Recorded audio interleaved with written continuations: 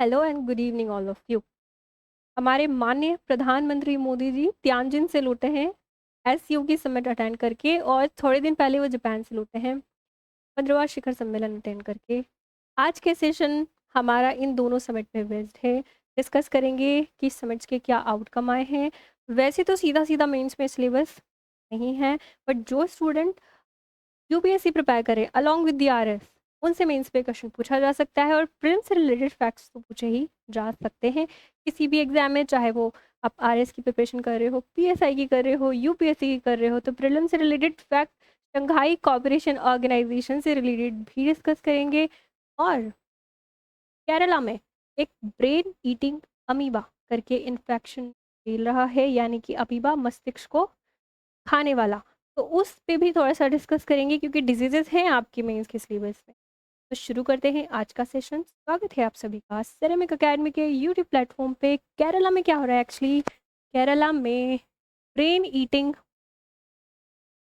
Amoeba amoeba करके infection फैल रहा है। नॉर्मली जो ब्रैकिश वाटर होता है, यानी पानी कहीं पे रुका हुआ है, तालाब है कहीं पे, अगर उसका पानी बहुत ज़्यादा कंटेमिनेटेड है, आप उसमें नहा लेते हैं या उसमें स्विमिंग करने जाते हैं तैराकी, तो आपकी नाक के रास्ते से होके वो अमीबा आपके ब्रेन तक पहुंचता है और आपकी ब्रेन के टिश्यूज़ को थोड़ा थोड़ा खाना स्टार्ट कर देता है। और इस तरीके से देखा जाए तो ये जो अमीबा है उसकी मॉर्टेलिटी रेट, अगर आप इससे प्रभावित होते हैं, अब अगर आप इससे इन्फेक्टेड होते हैं, तो इसकी मॉर्टेलिटी रेट लगभग 95% है। यानी आप इससे इन्फेक्टेड होते हैं तो चांसेस है 95% चांसेस है कि आपकी डेथ होगी। केरला में ये पाया गया है। जैसे कोरोना वायरस, जब वो तो वायरस था, ये अमीबा है, दोनों डिफरेंट चीज़। अमीबा सिंगल सेल्यूलर लिविंग थिंग्स होती है। वायरस का फैलने की दर बहुत ज़्यादा होती है, यानी कि उसका ट्रांसमिशन रेट बहुत ज़्यादा होता है, लेकिन मॉर्टेलिटी रेट कोरोना वायरस की बहुत कम थी, लगभग 2-3% ही थी। बहुत जल्दी से वो फैलता था, बहुत ज़्यादा लोगों में फैलता था। इसकी ट्रांसमिशन रेट उतनी नहीं है, तो इतना घबराने वाली बात नहीं है, बट टेंशन की बात यह है कि अगर आप इन्फेक्टेड होते हैं तो इसमें बचने के चांसेस बहुत कम है। कोरोना वायरस के लिए हम ऑलरेडी वैक्सीन डेवलप कर चुके हैं। रेयर डिजीज़ है ये वाली, इसके लिए अभी तक अपने पास कोई रिकवरी ड्रग नहीं आई है, कोई वैक्सीन नहीं आई है। तो वो थोड़ा-सा चिंता की बात है। 5-10 दिनों में जाके आपको पता लगता है कि हाँ, हम इन्फेक्टेड हैं। लगभग इसके जो सिम्पटम्स हैं ना, वो नॉर्मल होते हैं, जैसे कि बुखार आना, आपको सिर दर्द होना और वॉमिटिंग हो जाती है। तो आप जब तक आपको पता चलता है ना कि आप इन्फेक्टेड हो, बहुत ज़्यादा आप इन्फेक्टेड हो चुके होते हो। इसलिए इसमें मॉर्टेलिटी रेट बहुत ज़्यादा बता रहे हैं। राजस्थान में तो ये अभी तक नहीं आया है, केरला में है, तो घबराने की इतनी ज़्यादा टेंशन नहीं है। अमीबा है, वायरस नहीं है। शुरू करते हैं आप आज का जो मेन टॉपिक है। सबसे पहले शंघाई कोऑपरेशन ऑर्गेनाइजेशन की समिट हुई है, तो उस समिट पे बात करते हैं कि क्या इसके आउटकम्स हुए। फिर जापान के साथ जो हमारी समिट हुई थी 15th इंडिया जापान वार्षिक समिट जो हर साल होती है, उसके क्या आउटकम्स आए हैं।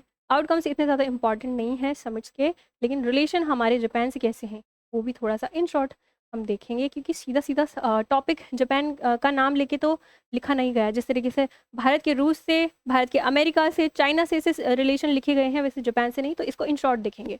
प्रीलिम से रिलेटेड फैक्ट्स पहले डिस्कस करेंगे।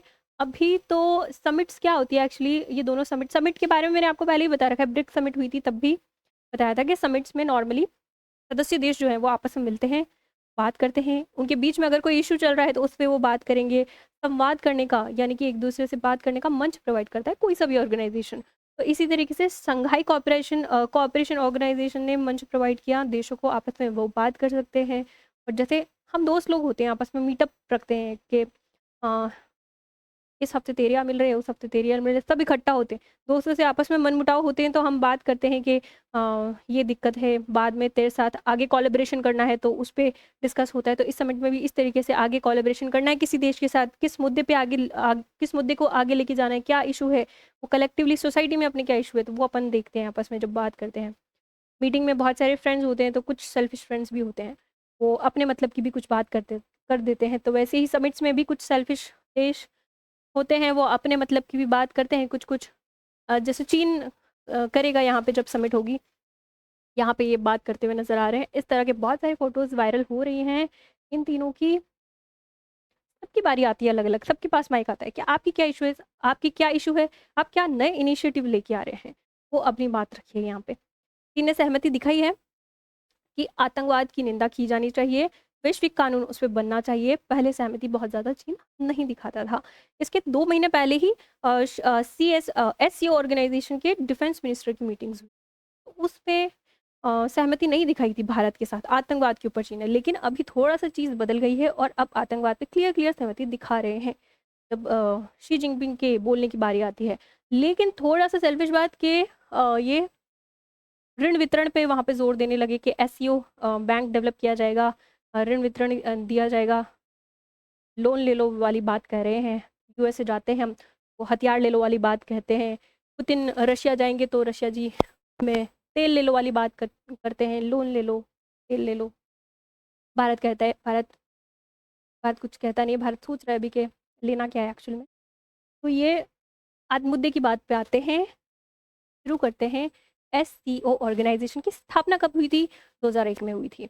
2001 में जब स्थापना हुई थी, उसके पहले ही ये ऑर्गेनाइजेशन अस्तित्व में आ चुका था, शंघाई 5 करके ग्रुप के रूप में 1996 में अस्तित्व में आ गया था। उसमें चीन, रूस, कजाकिस्तान, किर्गिस्तान और ताजिकिस्तान ये नेशन थे।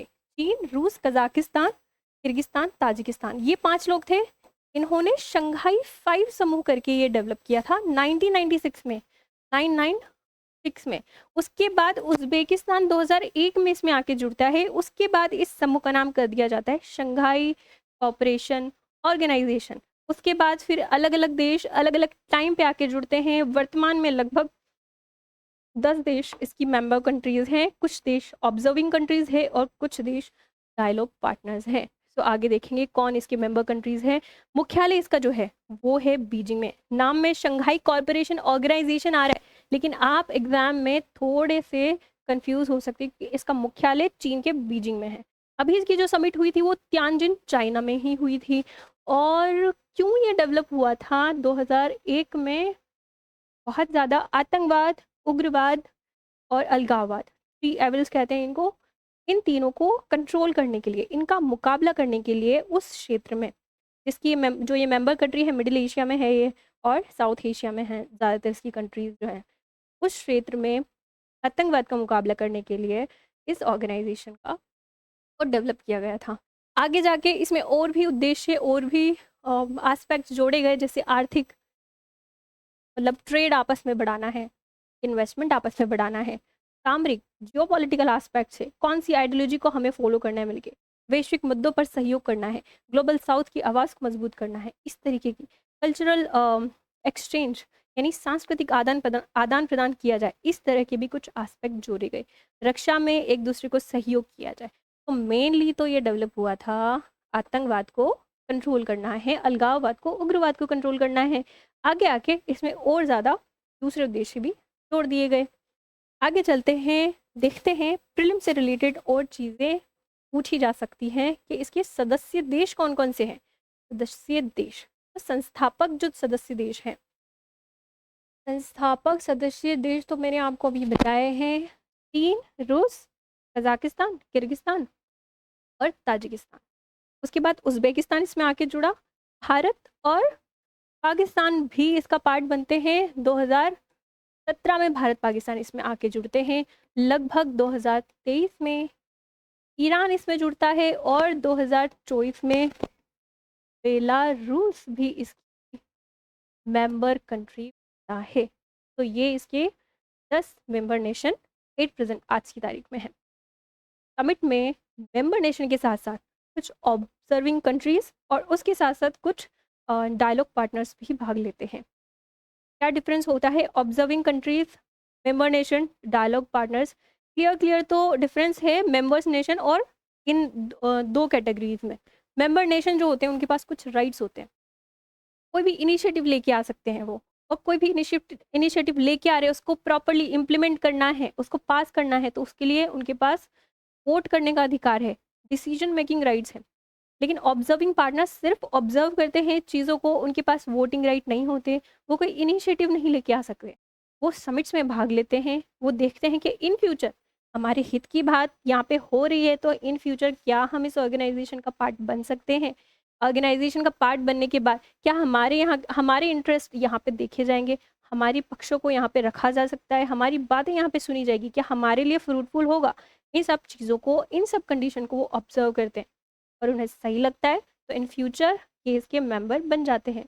जैसे Uzbekistan, Belarus, Belarus last time observing states में था, ऑब्जर्व कर रहा था चीज़ों को, और बेलारूस फाइनली 2024 में मेंबर, परमानेंट मेंबर बन जाता है।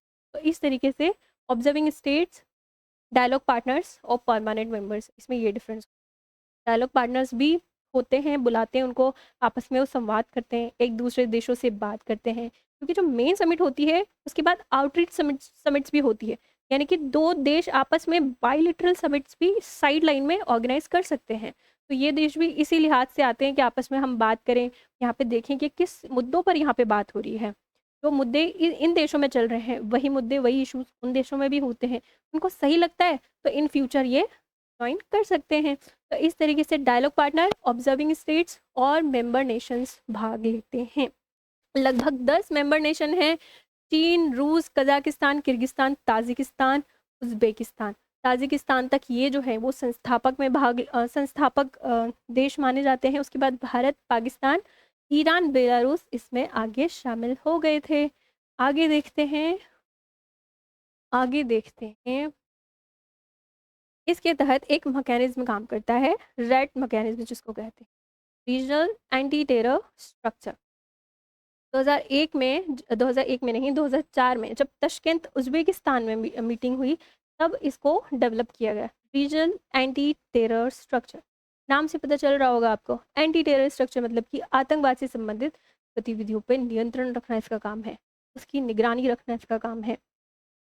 कैसे काम करता है, क्या काम करता है, आतंकवाद से संबंधित जो भी है, इसको अलग से स्लाइड पे अगर समझें, अलग से स्लाइड पे नहीं है, कहाँ गया, यहीं पे मैं जूम कर लेती हूँ, और यहीं पे कौन सी स्लाइड आ गई, रेड्स का क्या काम है, रेड्स, रेड्स का काम देख रहे हैं कि ये आतंकवाद से रिलेटेड इंफॉर्मेशंस को शेयर करता है कि यहाँ पे कुछ ऐसी इलीगल एक्टिविटीज़ हो रही हैं, किसी देश पे नहीं, किसी ऑर्गेनाइजेशन पे इसको संदेह है कि ये ऑर्गेनाइजेशन आतंकवादी गतिविधि करवाता है, ये इंसान आतंकवादी गतिविधियों में लिप्त है, तो संदेह के आधार पर या फिर उनके पास कुछ प्रूफ है, उस आधार पर ये इंफॉर्मेशंस को शेयर करते हैं, एक डेटाबेस बना के रखते हैं अपने पास, डेटाबेस उसको शेयर करते हैं आसपास के देशों में, और उस डेटाबेस के अकॉर्डिंग इनके पास पता होता है कि ये आतंकवादियों का जो ये पूरा नेक्सस है, ये पूरा नेटवर्क है, वो कैसे काम कर रहा है,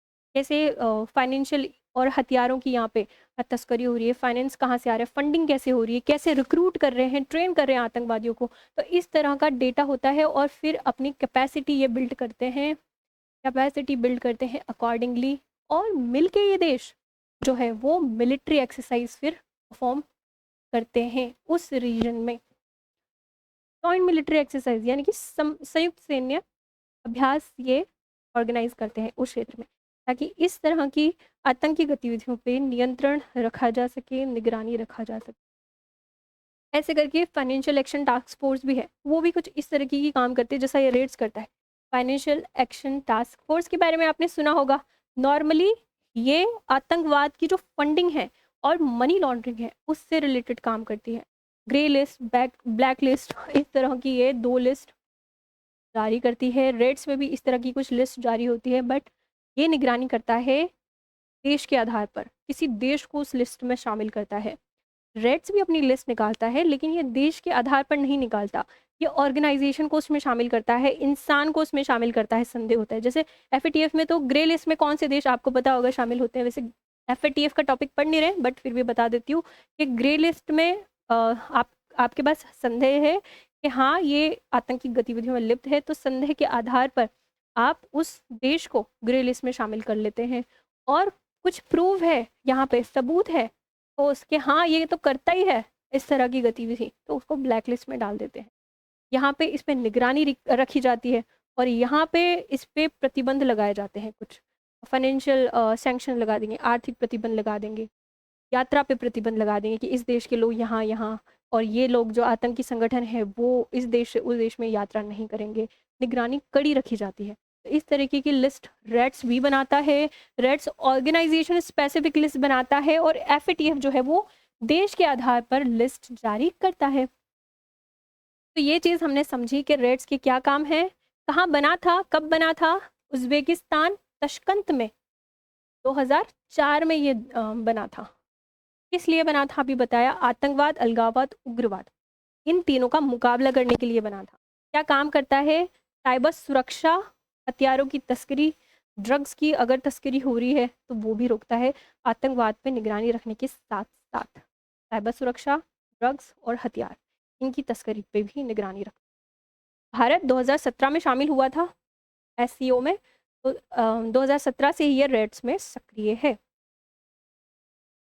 अब बात करते हैं अपन प्रीलिम्स वाले फैक्ट्स की बात हो गई, ये भी प्रीलिम्स में पूछा जा सकता है कि अभी शिखर सम्मेलन जो हुआ शंघाई कोऑपरेशन ऑर्गेनाइजेशन का, उसकी थीम क्या थी, अपहोल्डिंग शंघाई स्पिरिट, और उसके बाद SCO ऑन द मूव, ये इसकी थीम थी। यानी कि शंघाई स्पिरिट को अपहोल्ड करते हुए चल रहे हैं और CSO इस स्पिरिट को अपहोल्ड करते हुए आगे बढ़ रहा है, ये इसकी थीम। तियानजिन चाइना, चाइना के नॉर्थ वाले पार्ट में पड़ता है ये रीजन, वहाँ पे आयोजित हुआ था ये। बात करते हैं क्या आउटकम्स निकल के आए। आउटकम्स बहुत ज़्यादा इंपॉर्टेंट इसके इतने निकल के आए नहीं, क्योंकि वही बात हुई तो नॉर्मली ग्लोबल साउथ के देशों में कोई समिट रखी जाती है, ब्रिक्स में बात हुई थी, उसी तरीके से यहाँ पे भी बात हुई। क्या बात हुई कि हमें वैश्विक व्यवस्था लेके आनी है जो कि अनबायस्ड हो, न्यायपूर्ण वैश्विक व्यवस्था, बहुध्रुवीयता पे बढ़ावा देना है, किसी एक देश का डोमिनेंस विश्व में ना हो, तो इस तरीके की बात हुई। One family one future, one earth one family one future दृष्टिकोण भारत द्वारा दिया जाता है, इसको अपनाया गया ऑफिशियली कि हमारे समूह में भी इस तरह का दृष्टिकोण हम अपनाएंगे, किसी एक देश का डोमिनेंस नहीं होगा, यहाँ पे सबकी सुनी जाएगी।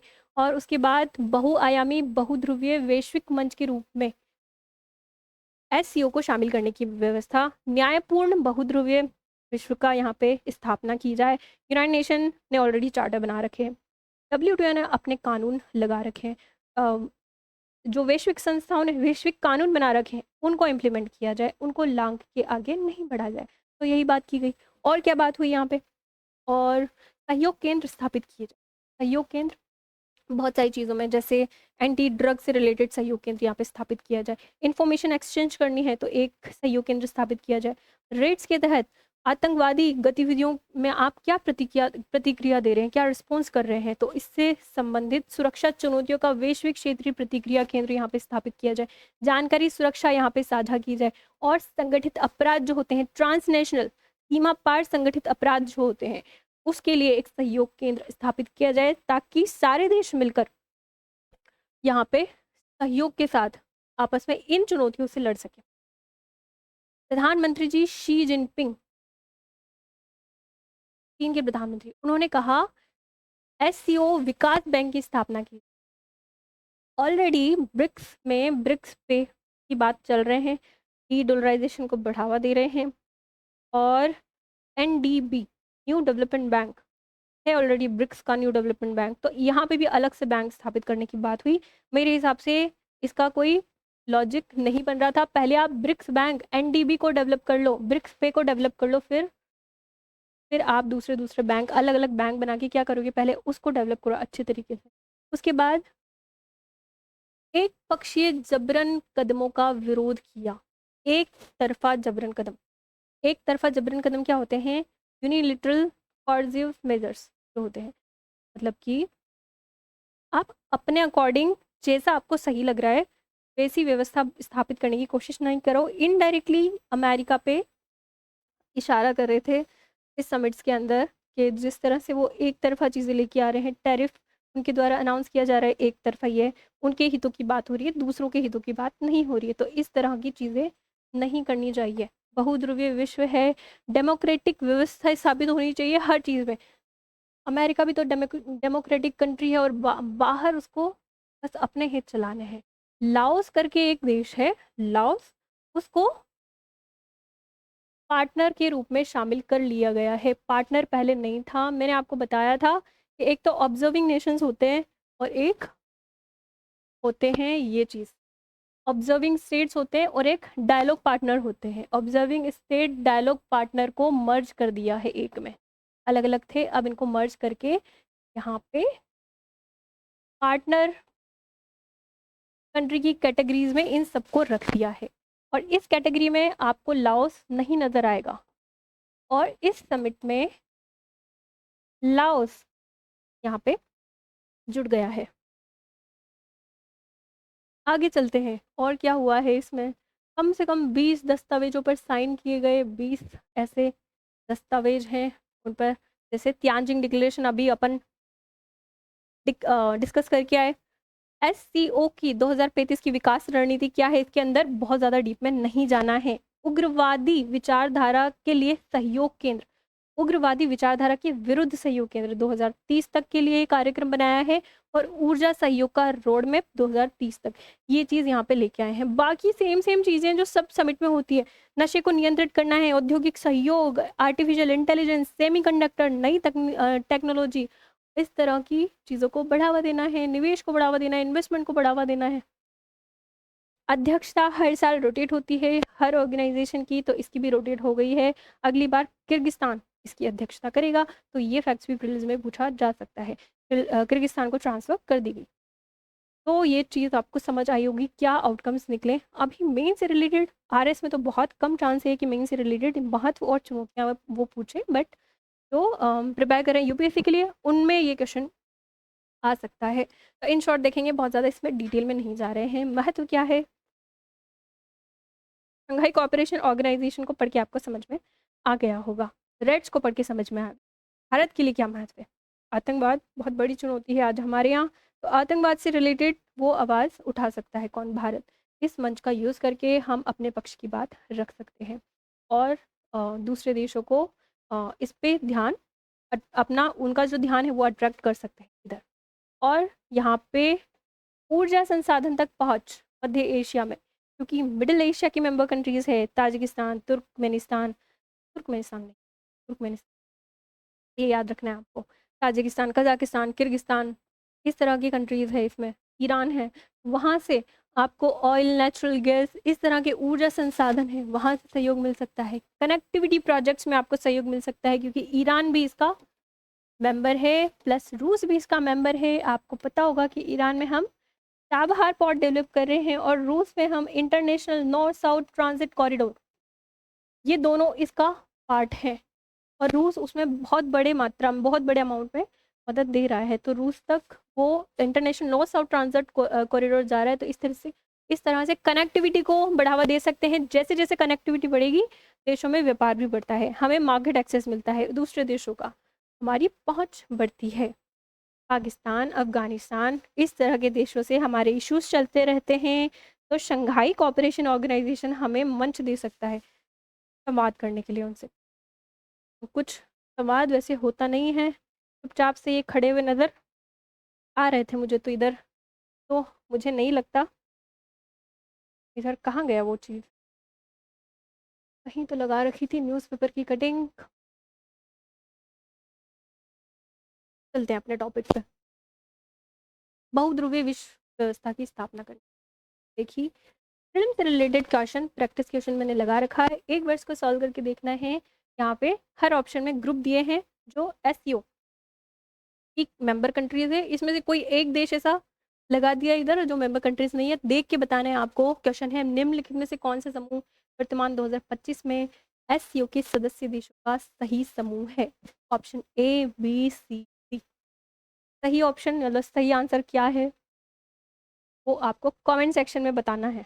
आंसर्स नहीं करते हो आप लोग, मतलब आप ध्यान से पढ़ते नहीं हो। ध्यान से पढ़ना है, प्रैक्टिस होगी, आप क्वेश्चन सॉल्व करोगे तो। और आपको याद रहता है जब भी हम कमेंट करते हैं या फिर वीडियो के थ्रू आंसर को सॉल्व करने की कोशिश करते हैं, वो लंबे समय तक याद रहता है। मेंस की अगर आपको क्वेश्चन की प्रैक्टिस करनी है तो मेंस के लिए क्वेश्चन लगा रखा है, भारत के लिए शंघाई सहयोग संगठन केवल एक बहुपक्षीय मंच नहीं बल्कि क्षेत्रीय भू राजनीतिक प्रतिस्पर्धाओं और चुनौतियों का आईना है। इस कथन के प्रकाश में भारत के लिए शंघाई कोऑपरेशन ऑर्गेनाइजेशन की संभावनाओं और सीमाओं पर चर्चा कीजिए। तो ये क्वेश्चन की प्रैक्टिस आपको करके देखनी है। अभी क्या आ गया, अभी आपको पता है कि हम मोदी जी जापान भी होके आए हैं, तो इंडिया जापान ये क्या संबंध है, कहाँ से ये संबंध डेवलप हुए। जापान से हमारा टकराव बहुत ही कम होता है, हर जगह देखें तो सहयोग देखने को मिलता है। तो किस क्षेत्र में हमारे सहयोग है जापान के साथ, बाईलेटरल हमारा ट्रेड कितना है, कितना वहाँ से इन्वेस्ट आता है, और क्या स्पेशल चीज़ है जापान और इंडिया की रिलेशन। हर देश से हमारे संबंध हर क्षेत्र में अलग अलग हैं। आप देखोगे तो रूस से हम ऑयल परचेस करते हैं, डिफेंस इक्विपमेंट बहुत बड़ी मात्रा में परचेस, रूस से हमारी ट्रस्ट वाली पार्टनरशिप।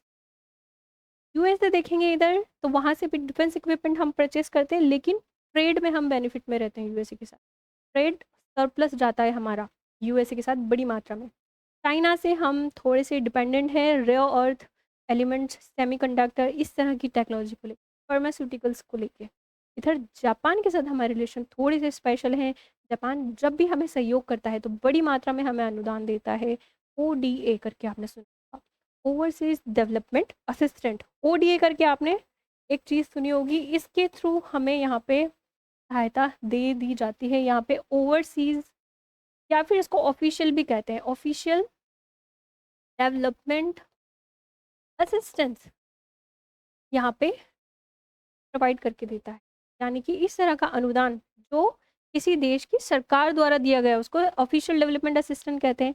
हमें जब अनुदान मिलता है तो बहुत ही कम ब्याज दर पे मिलता है, या तो अनुदान पे ब्याज दर नहीं लगाई जाएगी या बहुत कम। जैसे कि जापान के द्वारा मुंबई से अहमदाबाद तक बुलेट ट्रेन प्रोजेक्ट्स एक चल रहा है, bullet train high speed train हम डेवलप कर रहे हैं, तो उसके लिए जो अनुदान दिया है ओडीए के तहत उस पर 0.1% का ब्याज लगाया है। और जापान के लिए स्पेशल चीज़ ये है कि वो सस्टेनेबल डेवलपमेंट से रिलेटेड प्रोजेक्ट्स में बहुत इन्वेस्ट करते हैं हमारे यहाँ पे। जैसे आप इकोनॉमिक सर्वे पढ़ते हैं तो जिका के थ्रू फॉरेस्ट्री और वृक्षारोपण जैसे कार्यक्रम चलाए जाते हैं, बांध पुनर्वास जैसे कार्यक्रम चलाए जाते हैं, और भी जैसे बायोगैस से रिलेटेड प्लांट्स अगर लगाने हैं कहीं पे तो उसमें भी इन्वेस्ट करता है। इंफ्रास्ट्रक्चर से रिलेटेड बहुत बड़ी मात्रा में यहाँ पे इन्वेस्टमेंट आता है, जैसे डीएमआईसी कॉरिडोर आपको पता होगा, इस तरीके से अब बुलेट ट्रेन यहाँ पे बन रही है तो उसमें इन्वेस्टमेंट करके दे रहा है। तो इस तरीके से जापान जो है वो उसके रिश्ते स्पेशल इस तरीके से हैं कि ग्रामीण क्षेत्र में निवेश वो ज़्यादा करता है, सस्टेनेबल डेवलपमेंट से रिलेटेड प्रोजेक्ट्स है उसमें निवेश बहुत ज़्यादा करके देता है, नॉर्थ ईस्ट में ये निवेश को बढ़ावा दे रहा है। शुरू करते हैं जो समिट हुई है उसमें क्या आउटकम है, इन शॉर्ट आउटकम्स देखेंगे क्योंकि वो बहुत ज़्यादा इंपॉर्टेंट नहीं है। फिर हम देखेंगे कि संबंध कैसे कैसे हमारे डेवलप हुए। 29-30 अगस्त 15वां भारत जापान वार्षिक शिखर सम्मेलन था, हर साल होता है, उस क्रम में ये 15वां था। जब से प्रधानमंत्री जी ने पदभार संभाला है ये 8वीं बार है उन्होंने जापान का दौरा किया है, जापान वो गए हैं। क्या हुआ है समिट में, निवेश को हमने बढ़ावा दिया है, लगभग 170 एमओयू साइन किए गए हैं जिसकी कीमत 13 अरब डॉलर है, 13 अरब डॉलर है। और निवेश के कुछ टारगेट्स पहले कुछ और थे, अभी उन टारगेट को बढ़ा दिया गया है। पहले जापान से हमारे पास निवेश आता था तो उसके लिए टारगेट सेट किए गए थे कि 34 बिलियन डॉलर का निवेश करेंगे, अभी उनको बढ़ा के 68 बिलियन डॉलर कर दिया गया है। तो निवेश यहाँ पे बढ़ाया गया है, निवेश के लक्ष्य। कुछ सेक्टर्स प्रमुख सेक्टर्स हैं उन पे बात हुई है, अलग से स्लाइड लेके अगर समझें तो इंडिया जापान की जो 15वीं समिट हुई उसके आउटकम हम देख रहे हैं। पहला क्या आउटकम है, फार्मिंग और सस्टेनेबल डेवलपमेंट, इसको बढ़ावा देने के लिए इन्वेस्टमेंट किया जाएगा, जैसे कि biogas power plant. Already biogas power plant जो है वो यूपी बिहार जैसे राज्यों में चल रहे हैं, जापान की सहायता से इसको और बढ़ावा दिया जाएगा। और बायोगैस पावर प्लांट के साथ साथ कुछ वाटर सप्लाई प्रोजेक्ट्स बहुत सारे हैं, बायोगैस पावर प्लांट जब इस तरह के होंगे तो वहाँ पे किसानों की आमदनी, किसानों की इनकम जनरेट होगी, उनकी आमदनी बढ़ेगी। तो इस तरह के प्रोजेक्ट लाए जाते हैं जापान द्वारा। बायोगैस पावर प्लांट आप लगाओगे, किसानों को सस्ता कुकिंग फ्यूल यहाँ पे अवेलेबल होगा। और पावर प्लांट से कुछ अपशिष्ट बाहर आते हैं तो उन अपशिष्ट का किसान अपने खेत में खाद के रूप में यूज़ कर सकते हैं। तो यहाँ से ग्रामीण अर्थव्यवस्था को बढ़ावा मिलेगा। तो ग्रामीण क्षेत्र में निवेश बढ़ाने की बात हुई। और क्या बात हुई यहाँ पे? नॉलेज शेयरिंग, नॉलेज शेयरिंग या नॉलेज एक्सचेंज की बात हुई। क्या होता है नॉलेज शेयरिंग? जापान की कोई यूनिवर्सिटी है, इंडिया की कोई यूनिवर्सिटी है, आपस में कोलैबोरेट करेंगे और आपस में मिलकर रिसर्च, वहाँ के प्रोफेशनल, यहाँ के प्रोफेशनल, वहाँ के साइंटिस्ट, यहाँ के साइंटिस्ट, इस तरीके से कोलैबोरेट करते हैं कि साथ में रिसर्च प्रोजेक्ट चलाए जाए। जैसे सुजुकी और आईआईटी हैदराबाद है, इन दोनों का ऑलरेडी एक रिसर्च प्रोजेक्ट चल रहा है। सुजुकी है, आईआईटी हैदराबाद है। यहाँ पे इलेक्ट्रिकल व्हीकल में जो बैटरी की टेक्नोलॉजी है उससे रिलेटेड वो रिसर्च प्रोजेक्ट्स चला रहे हैं। तो ऐसी नॉलेज शेयरिंग को बढ़ावा दिया जाएगा। उसके बाद टैलेंट मोबिलिटी। क्या होता है talent mobility?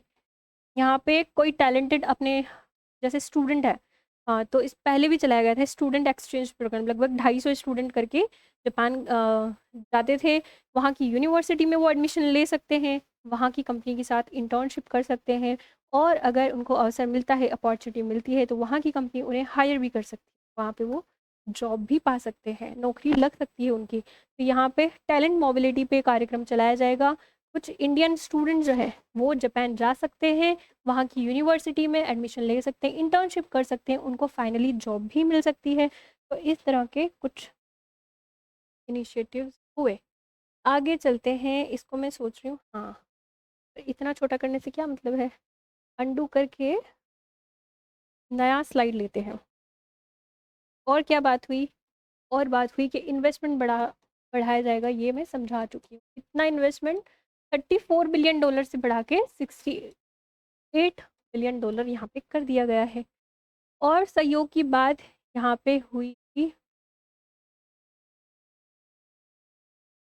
Make in India make for the world, इसका बार बार जिक्र किया जाता है कि मेक इन इंडिया को बढ़ावा दिया जाएगा। बहुत पहले से हमारे यहाँ पे स्कीम्स इससे रिलेटेड चल रही है। तो जापान की कंपनी को इनवाइट कर रहे हैं हम, हमारे यहाँ पे जो स्मॉल और मीडियम इंटरप्राइजेज हैं, यानी कि लघु और मध्यम इंटरप्राइजेज, उनमें जापान की कंपनी आके कोलैबोरेट करेगी उनके साथ साथ, और जॉइंट वेंचर में यहाँ पे मैन्युफैक्चरिंग, यहाँ पे मैन्युफैक्चरिंग केंद्र खोले खोले जाएंगे, यानी निर्माण केंद्र खोले जाएंगे। तो यहाँ पे जॉब क्रिएशन को बढ़ावा मिलेगा, रोजगार सृजन को बढ़ावा मिलेगा। और भारत में चीज़ें बन रही हैं तो मेक इन इंडिया, और पूरे विश्व के लिए, क्योंकि वैश्विक प्रतिस्पर्धा को बढ़ावा दिया जाएगा, प्रोडक्ट अच्छी क्वालिटी की, अच्छी गुणवत्ता के बनाए जाएंगे, उनकी विश्व में मांग होगी, वैश्विक प्रतिस्पर्धा में वो कम्पीट कर पाएंगे। तो इसलिए इसको बोला जा रहा है make in India make for world, यानी कि भारत में निर्माण और पूरे विश्व के लिए निर्माण। तो यहाँ पे इस चीज़ को बढ़ावा दिया जाएगा।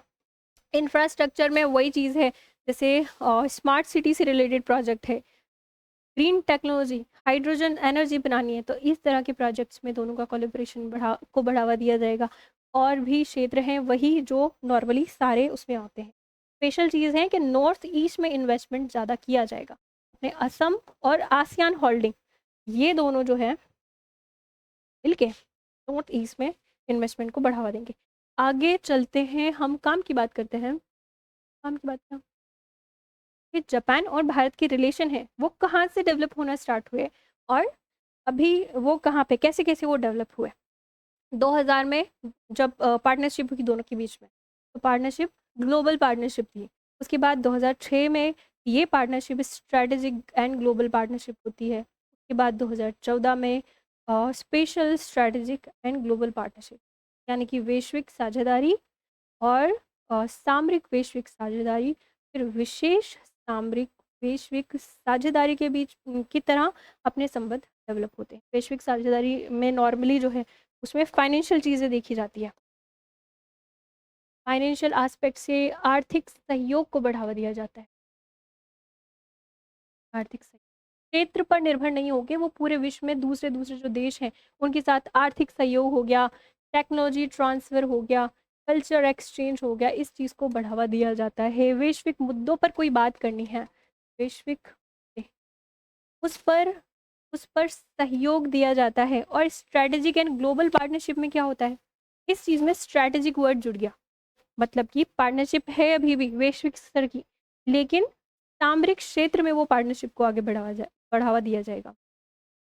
सामरिक क्षेत्र क्या होते हैं, स्ट्रैटेजिक सेक्टर्स, ऐसे क्षेत्र जिनका प्रभाव सीधा सीधा अपनी नेशनल सिक्योरिटी पर पड़ता है, नेशनल सिक्योरिटी या फिर अपने जो नेशनल इंटरेस्ट है वो सीधे सीधे प्रभावित होते हैं। तो इस तरह के क्षेत्र को कहते हैं सामरिक क्षेत्र, जैसे रक्षा क्षेत्र, नेशनल सिक्योरिटी प्रभावित हो रही है इससे।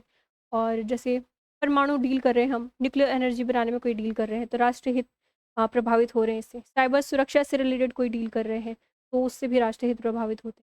इस तरह की क्रिटिकल इंफ्रास्ट्रक्चर या फिर अपने सामरिक क्षेत्र हैं, वहाँ पे अगर सहयोग करते हैं अपन, तो 2006 तक इंडिया और जापान में स्ट्रेटेजिक एंड ग्लोबल पार्टनरशिप को बढ़ावा दिया जाने लगा था।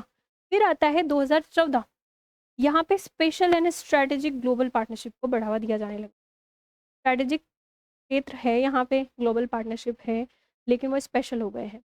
वो अभी ट्रस्ट के ऊपर बिल्ड हो रहे हैं, ट्रस्ट बढ़ चुका है और वो जो होंगे वो लॉन्ग टर्म के लिए होंगे, लॉन्ग टर्म। दूसरे देशों को, दूसरे देशों पर अपने को प्रायोरिटी दी जाएगी। तो ये होता है स्पेशल एंड स्ट्रेटेजिक पार्टनरशिप। जैसे एग्जाम्पल से मैं आपको समझाऊं तो 2015 में 2015 में जापान ने इंडिया के साथ न्यूक्लियर डील साइन कर ली थी, न्यूक्लियर डील, जबकि उस समय भारत एनपीटी का सिग्नेटरी हस्ताक्षर करता नहीं था। तो ये एक एग्जाम्पल है स्पेशल एंड स्ट्रेटेजिक पार्टनरशिप का, इस तरह से डेवलप हुई। हमारे जो सहयोग है वो साझा दृष्टिकोण पे बने हुए हैं। साझा दृष्टिकोण कैसे, जैसे भारत की एक्ट ईस्ट पॉलिसी है और भारत की इंडो पैसिफिक ओशन इनिशिएटिव्स है, IPOI, यानी कि इंडो पैसिफिक क्षेत्र में शांति और स्वतंत्रता स्थापित करना। उसी तरीके से जापान का भी एक नीति है, free and open Indo Pacific region करके, इंडो पैसिफिक रीजन। तो जापान और इंडिया दोनों एक ही नीति के अनुसार चलते हैं। दोनों को चाहिए कि इंडो पैसिफिक जो रीजन है वहाँ पे शांति स्थापित हो, वहाँ पे स्वतंत्र नौवहन को बढ़ावा दिया जाए, स्वतंत्र नौवहन को, उस क्षेत्र में किसी एक देश का डोमिनेंस नहीं हो और वहाँ उस क्षेत्र को आतंकवाद के लिए यूज़ नहीं किया जाए। तो इस तरह की नीतियाँ दोनों देश अपनाते हैं। तो साझा दृष्टिकोण रखते हैं, साझा मूल्य यानी कि शेयर्ड वैल्यू पे हम चलते हैं। तो इस तरह की हमारी पार्टनरशिप है। आगे चलते हैं, देखते हैं कि सहयोग के क्षेत्र कहाँ कहाँ पे है। तो सबसे पहले तो हमारा सहयोग, क्योंकि टकराव बहुत कम जगह पे है, सहयोग ही हम देखेंगे आज के सेशन में। रक्षा क्षेत्र में हम सहयोग कैसे हो सकता है रक्षा क्षेत्र में, पहले तो ये देखो, आप तीन चीज़ों से, या तो आप एक्सरसाइज कर रहे हैं साथ में, आपकी नौसेना, आपकी आर्मी, आपकी एयरफोर्स, जैसे एक्सरसाइज होती है हमारे यहाँ पे मल्टीलिटरल एक्सरसाइज मिलान, मालाबार, और अपनी बाईलिटरल एक्सरसाइज होती है, धर्म गार्जियन करके एक्सरसाइज होती है, मैक्स करके एक्सरसाइज होती है। तो इस तरह की एक्सरसाइज कंटिन्यूसली हम कांटेक्ट में रहते हैं, हमारे सेनाएं जो हैं वो सीधे संपर्क में रहते हैं। कहीं पे आपदा प्रबंधन करना है, सुनामी आ रही है या कोई भूकंप आ गया है, तो आपदा प्रबंधन में भी दोनों सेनाएं या दोनों जो टास्क फोर्स है डिजास्टर मैनेजमेंट से रिलेटेड, वो सीधा सहयोग में रहते हैं। हमारे कुछ समझौते होते हैं एक्सरसाइज के अलावा, जैसे रक्षा समझौते हो गए 2008 2015 में, इस तरह के कुछ हुए थे। संयुक्त रक्षा घोषणा करके एक समझौता हुआ था। इसमें क्या हुआ था कि रक्षा से रिलेटेड, सिक्योरिटी से रिलेटेड कोई भी इंफॉर्मेशन है वो शेयर करनी है एक दूसरे के साथ।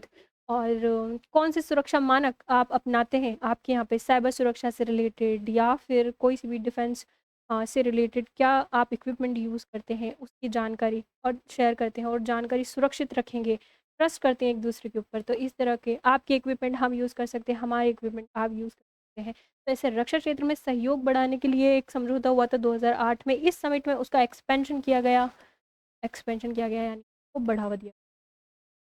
एक्सरसाइज से सहयोग हो सकता है, समझौते करके रक्षा क्षेत्र में हो सकता है, और मीटिंग्स के थ्रू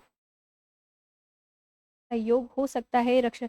ये चीज़ पॉइंट्स आप किसी भी आंसर में यूज़ कर सकते हैं। यूएसए के साथ कर रहे हैं, रूस के साथ कर रहे हैं, तो उनमें रक्षा क्षेत्र में 3 चीज़ों से मेजरली अपन सहयोग कर सकते हैं। मीटिंग होती है, हमारे जो चीफ होते हैं, आर्मी चीफ हो गया, एयरफोर्स नेवी चीफ, वो आपस में विजिट करते हैं एक दूसरे के देश। रक्षा मंत्री होते हैं, उनकी बैठक होती है, रक्षा मंत्रियों की बैठक, आपस में मिलते हैं, इनकी बैठक होती है। तो रक्षा सहयोग इस तरीके से होते हैं। उसके साथ उसके बाद जो है ये चीज़ हो गई।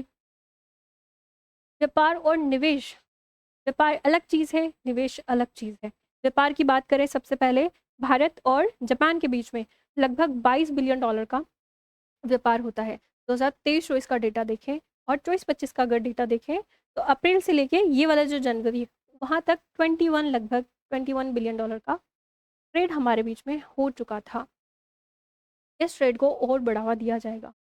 निवेश अभी तक हम 34 बिलियन डॉलर का करते थे, वो और बढ़ा दिया गया है, अभी बताया 68 बिलियन डॉलर का। और निवेश के एस्पेक्ट से देखें, यानी कि फॉरेन डायरेक्ट इन्वेस्टमेंट के एस्पेक्ट से देखें, तो जापान के द्वारा भारत में आने वाला इन्वेस्टमेंट पांचवा बड़ा इन्वेस्टमेंट, यानी कि जिस भी देश से भारत में इन्वेस्टमेंट आता है फॉरेन डायरेक्ट इन्वेस्टमेंट के थ्रू, उसमें जापान 5वें नंबर पे है। तो सहयोग है निवेश के क्षेत्र में भी, स्पेशली निवेश ग्रामीण क्षेत्र में, सस्टेनेबल डेवलपमेंट से रिलेटेड प्रोजेक्ट्स में, और इंफ्रास्ट्रक्चर एनर्जी से रिलेटेड प्रोजेक्ट्स में होता है। जापान की बहुत सारी कंपनी है जिनकी उपस्थिति है भारत में, लगभग 1400 के आसपास कंपनी है वो भारत में है। 1400 में से 100-200 ऐसी कंपनी है जिनके निर्माण केंद्र, मैन्युफैक्चरिंग सेंटर्स जो है वो भारत में बने हैं। जब भी जॉइंटली मैन्युफैक्चरिंग होता है, तो रोजगार को बढ़ावा मिलता है। और सहयोग है हमारे उभरते क्षेत्र, या आप किसी भी आंसर्स में लिख सकते हैं।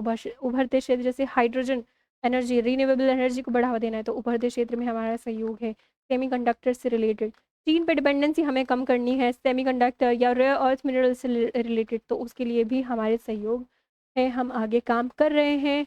और स्किल डेवलपमेंट से रिलेटेड चीज़ें हैं, सार्वजनिक अवसंरचना, जैसे सड़क बनानी है, कोई पुल बनाना है, कोई आपको मेट्रो बनानी है, जैसे दिल्ली मेट्रो में भी जापान का इन्वेस्टमेंट है।